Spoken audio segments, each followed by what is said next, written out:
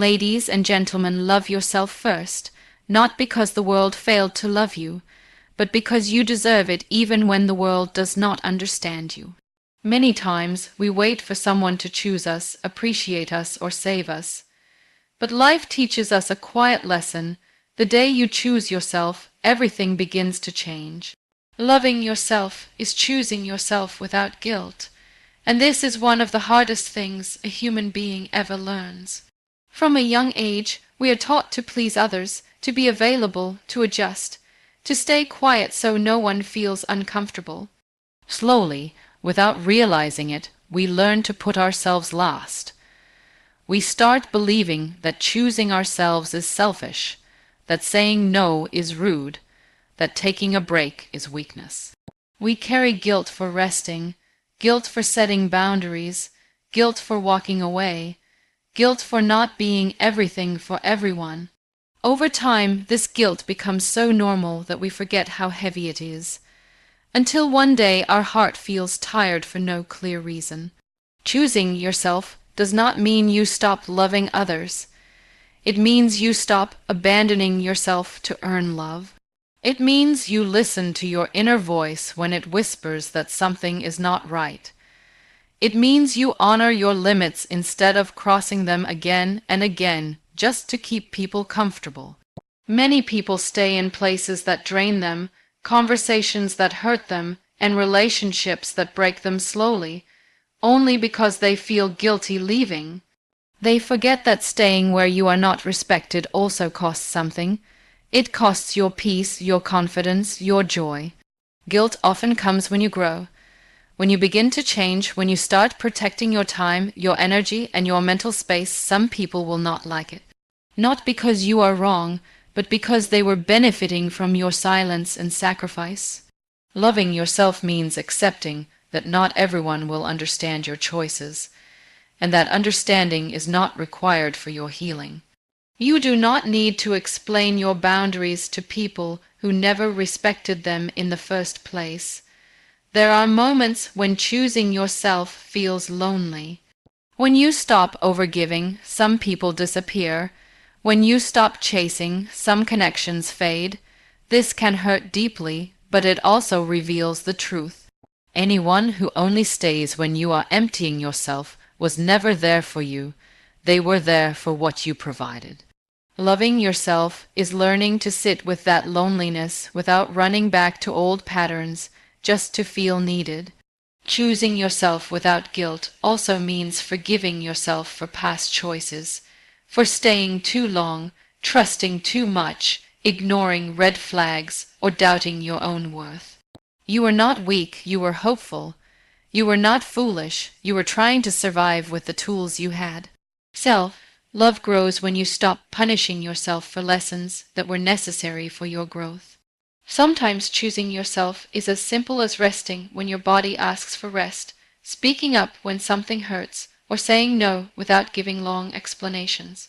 Sometimes it is walking away from what once felt like home, because it no longer feels safe. Sometimes it is starting again, even when you are scared, even when you feel late, even when others question your path. Loving yourself without guilt is a quiet courage. It is choosing peace over approval, truth over comfort, and self-respect over fear of loss. It is understanding that your needs matter, your feelings are valid, and your life is not meant to be lived on pause for others. It is waking up one day and realizing that you deserve the same kindness you give so freely to everyone else, and slowly learning to give it to yourself, even when it feels unfamiliar, even when your hands shake, even when the guilt tries to pull you back into old versions of yourself. You don't need permission to value your own heart, yet most people live as if they do. From the beginning, we are conditioned to seek approval before we trust our feelings. We look around to see if it is acceptable to feel hurt, to feel tired, to feel proud of ourselves. If others agree, we allow it. If they don't, we silence ourselves. Slowly, the heart learns to wait not for healing, but for validation, and this waiting becomes a habit that disconnects us from our own truth. Valuing your heart means listening to it even when no one else does. It means accepting your emotions without judging them as too much or too weak. Many people learn to doubt their feelings because they were told they were overreacting, being sensitive, or making things difficult. Over time, this teaches the heart to shrink, to stay quiet, to hide its pain behind smiles. But feelings do not disappear when ignored. They settle deeper, shaping the way we see ourselves and the world. When you stop asking for permission, you begin to trust your inner voice. You start believing that your discomfort is a signal, not a flaw. You understand that pain is not something to be compared or dismissed. Just because someone else has it worse does not mean your struggle is invalid. Your heart carries your story, and no one else has lived it the way you have. Valuing it is an act of honesty with yourself. Many people stay in situations that hurt them because they are waiting for someone else to confirm that it is okay to leave. They wait for a sign, a message, an apology that may never come. In the process, they silence their own needs. Valuing your heart means recognizing that you are allowed to walk away without a dramatic reason. Peace does not need to be justified, and self-respect does not require permission. There is fear attached to valuing your heart, fear of being misunderstood, labeled, or judged. Society often praises sacrifice more than self-awareness. People are celebrated for enduring pain silently, not for choosing themselves. This creates a false belief that suffering is proof of strength. But true strength is listening to yourself before the damage becomes permanent. Valuing your heart also means allowing it to change. The things that once felt right may no longer fit who you are becoming. Growth often feels like betrayal to others, but it is loyalty to yourself. You are allowed to outgrow spaces, roles, and expectations that no longer align with your inner truth. You do not owe consistency to anyone at the cost of your well-being. When you stop seeking permission, you stop explaining yourself endlessly. You stop defending your feelings to people who never tried to understand them. You learn that not everyone deserves access to your inner world. Some people only listen to respond, not to care. Valuing your heart includes protecting it from places where it is constantly questioned or minimized. This journey is not loud. It does not always come with confidence or clarity. Sometimes it begins with quiet discomfort, a feeling that something is off. Sometimes it is a tear you cannot explain, or a heaviness that stays longer than it should. Valuing your heart means honoring these signals instead of ignoring them.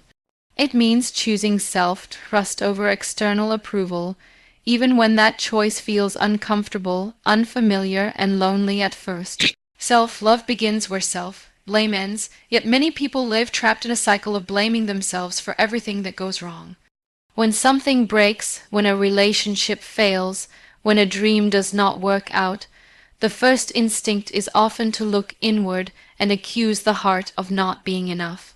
We replay old moments in our minds, questioning every word we said, every decision we made, believing that if we had been different, things would have turned out better. Over time, this habit of self-blame becomes a quiet form of punishment that we carry without realizing how deeply it shapes our identity. Self-blame often starts as a way to make sense of pain. When life feels out of control, blaming yourself can feel safer than accepting that some things were never in your hands. It gives an illusion of control, as if hurting yourself emotionally could somehow rewrite the past. But this kind of thinking slowly erodes self-trust. Instead of learning from experiences, you start condemning yourself for them. Growth turns into shame, and lessons turn into labels you attach to your worth. Ending self-blame does not mean avoiding responsibility. It means separating mistakes from identity. You can acknowledge where you went wrong without believing that you are wrong as a person. Many people confuse accountability with self-criticism, thinking they must be harsh to improve. In reality, cruelty never creates healing. Compassion is what allows honest reflection without destroying the spirit. There are wounds that were not created by your choices, but by circumstances, by other people's limitations, by environments that did not know how to hold you. Yet the mind keeps asking why you stayed, why you trusted, why you didn't see it coming. These questions assume you had clarity you only gained later. Self-love grows when you accept that you made decisions based on what you knew then, not what you know now. Letting go of self-blame also means releasing unrealistic expectations. Many people carry guilt for not being strong all the time, for needing help, for feeling tired. They compare themselves to an ideal version they never allowed to be human. This comparison creates constant disappointment. When you stop blaming yourself for being human, you make space for gentleness. You allow rest without guilt and effort without punishment. The voice of self-blame is often learned. It echoes words you once heard from others, criticism that was repeated until it felt like truth. Over time, it becomes familiar, even comforting, because it feels known. Ending self-blame requires noticing this voice and questioning it. Not every thought deserves belief. Some thoughts are just old habits asking for attention. Self-love begins when you replace harsh judgment with understanding. Instead of asking what is wrong with you, you ask what happened to you. This shift changes everything. It turns shame into curiosity and pain into awareness. You begin to see your reactions not as flaws, but as responses to experiences that shaped you. As self-blame loosens its grip, you start trusting yourself again. You stop living in constant apology to your past. You learn that healing does not require you to punish yourself into becoming better. It asks you to forgive the versions of you that were trying to survive, even when they made imperfect choices, even when they failed, even when they didn't know how to protect themselves yet. Protecting your peace is not weakness, it is wisdom, yet many people are taught the opposite. They are taught that endurance is strength, that staying quiet is maturity, and that tolerating discomfort is a sign of good character. Over time, this belief convinces people to stay in situations that slowly drain them, relationships that confuse them, and environments that silence their voice. They mistake survival for strength and exhaustion for loyalty. Peace is often misunderstood as something soft or passive, but it requires awareness and courage. Protecting your peace means recognizing when something feels wrong and choosing not to ignore it. It means noticing the tightness in your chest, the constant fatigue, the heaviness that follows certain interactions. These are not signs of weakness, they are signals asking to be respected. Many people fear that choosing peace will make them look selfish or uncaring. They worry about being judged, misunderstood, or labeled as difficult, so they continue to explain themselves, overextend, and accept behavior that hurts them. What they do not realize is that every time they silence their discomfort, they teach others how to treat them. Peace is not taken from you in one moment. It is given away in small compromises made repeatedly. Protecting your peace sometimes requires saying no without long explanations. It means setting boundaries even when your voice shakes. It means choosing distance when closeness costs too much. Some people will not understand your boundaries because they benefited from you having none. This does not make your boundaries wrong. It confirms why they are necessary. There is also wisdom in knowing when to disengage. Not every argument needs a response. Not every opinion deserves your energy. Some battles are won by walking away. Protecting your peace means understanding that your energy is limited and valuable. Where you place it matters more than proving a point or being right. Wisdom teaches you that constant chaos is not normal, even if it feels familiar. Some people grow up in environments where conflict is common, where calm feels uncomfortable. They confuse peace with boredom and drama with connection. Learning to protect your peace means retraining yourself to choose calm, even when it feels unfamiliar at first. This choice can feel lonely. When you stop participating in unnecessary conflict, some connections weaken. When you stop reacting, some people lose interest, but peace reveals who values you beyond your reactions. It shows you who respects your silence as much as your presence. Protecting your peace also means letting go of guilt. You are not responsible for managing other people's emotions at the cost of your mental health. You are allowed to choose rest, quiet, and simplicity. You are allowed to prioritize yourself without justifying it to everyone around you. Wisdom is knowing that peace is not something you find after everything is fixed. It is something you choose even when life is messy, even when answers are unclear, even when others disagree. Protecting your peace is choosing yourself in small, consistent ways, trusting that calm is not weakness, but clarity in its purest form. You are worthy even on days you feel broken, yet those are often the days when doubt speaks the loudest. When things fall apart, when plans fail, when your energy disappears, it becomes easy to believe that your value has somehow decreased. Society quietly teaches that worth is tied to productivity, strength, and success. So when you are tired, hurting, or struggling, you start questioning your place, your importance, and your right to take up space. Feeling broken does not mean you are damaged beyond repair. It means you are human, responding to pressure, loss, or disappointment. Everyone carries invisible cracks, moments where life felt heavier than expected. But instead of treating these moments with kindness, many people punish themselves for them. They push harder, ignore pain, and pretend to be okay because they fear being seen as weak or burdensome. Worth is not something that disappears when you fall apart. It does not leave you when you cry, rest, or slow down. Your value existed before your achievements and remains even when you feel lost. The days you feel broken are often the days you need compassion the most, yet those are the days you deny it to yourself. You speak harshly, compare yourself to others, and demand strength when what you really need is understanding. There is a quiet bravery in allowing yourself to feel without judgment. Many people try to fix themselves immediately when something hurts, as if pain is a flaw that needs to be corrected. But some wounds require presence, not pressure. They require you to sit with yourself gently, to acknowledge what hurts without rushing the process. Healing does not follow a schedule, and worth does not depend on how quickly you recover. Broken days often carry lessons that strong days never teach. They reveal your limits, your needs, and your resilience. They show you where you have been overgiving, where you have been neglecting yourself, where something in your life needs attention. These days are not failures, they are messages.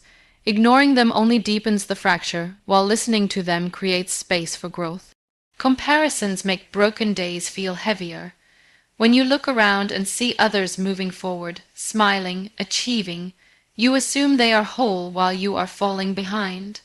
But everyone has hidden battles. Some people are just better at hiding their pain. Your journey is not less valid because it looks different. Being broken does not mean you are weak. It means you are processing something real. On broken days, self-worth becomes a choice.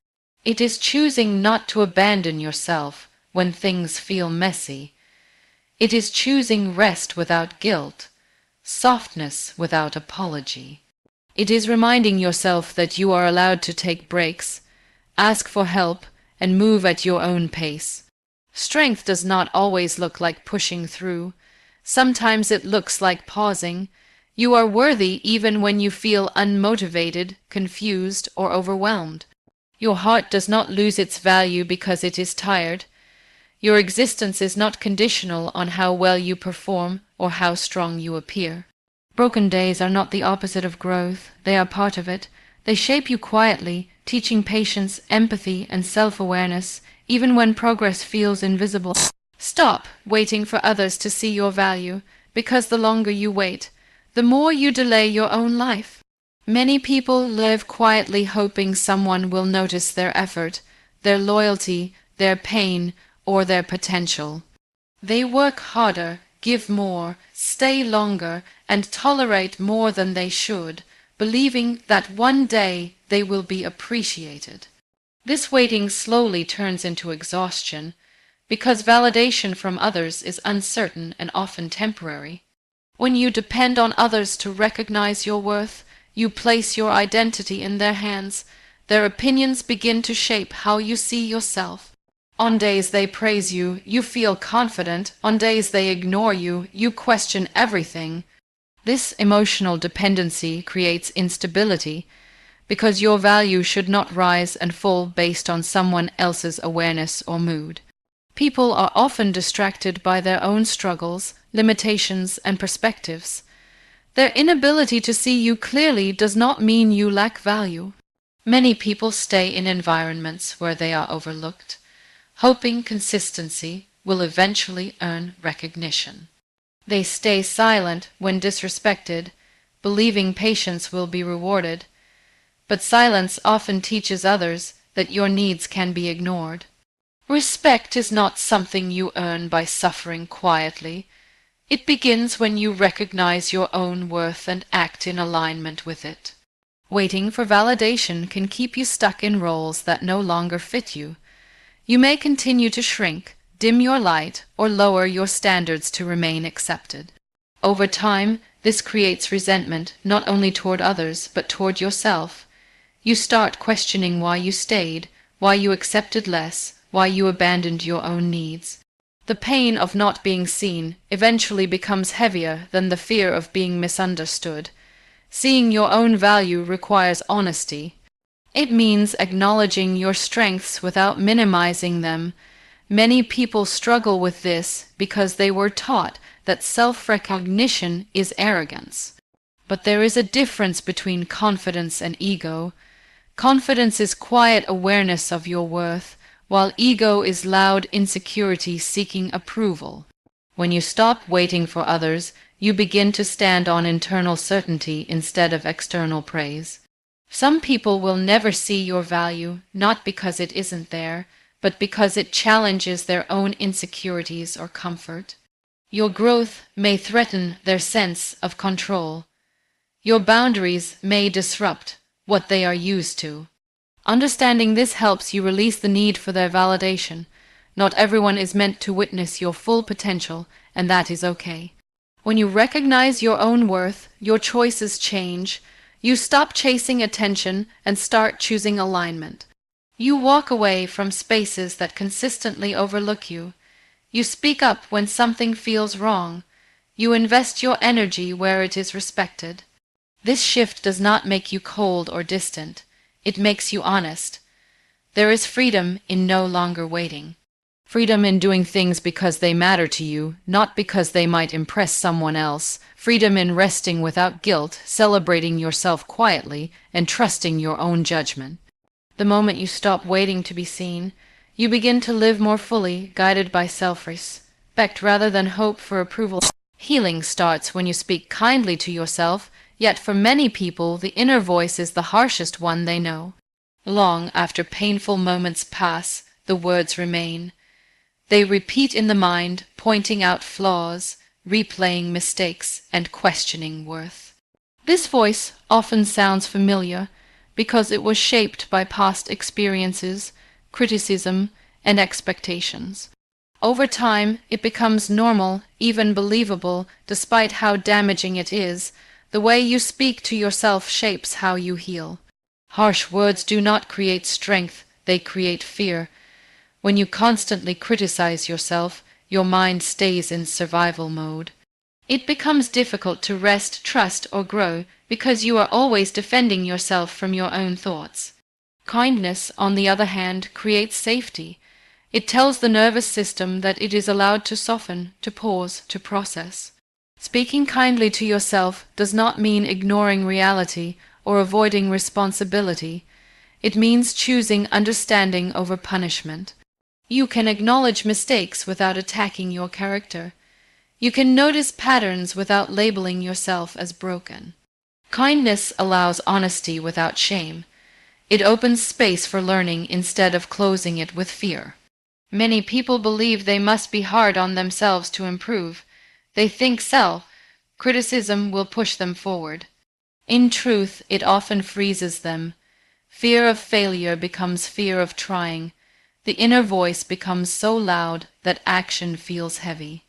When you shift that voice from judgment to encouragement, even gently, your body responds differently. Effort feels possible again. Kind self-talk often feels uncomfortable at first. If you are used to criticism, kindness can feel fake or undeserved. You may question it, resist it, or feel guilty for it. This discomfort does not mean it is wrong. It means you are learning a new language. Just like any habit, it takes time and repetition. Small changes matter. Replacing one harsh thought with a neutral or gentle one can slowly change the tone of your inner world. Healing also involves noticing when your inner voice becomes cruel during moments of vulnerability. When you are tired, hurt, or overwhelmed, the criticism often intensifies. This is when kindness is needed most. Instead of demanding strength, you offer patience. Instead of asking why you are like this, you remind yourself that you are allowed to struggle. The words you use internally affect how you treat others as well. When you soften toward yourself, you become more understanding toward the world. You stop projecting yourself, judgment onto people around you. Compassion begins inside and flows outward. Healing becomes less about fixing and more about accepting. Speaking kindly to yourself is not about constant positivity. It is about honesty with care. It is saying this is hard without adding blame. It is allowing emotions without calling them weakness. It is giving yourself the same grace you would offer someone you love who is hurting. Over time, the inner voice becomes a source of support rather than pressure. You begin to trust yourself more. You feel safer taking risks, resting when needed, and acknowledging pain without fear of self-punishment. Healing does not happen in silence or shame.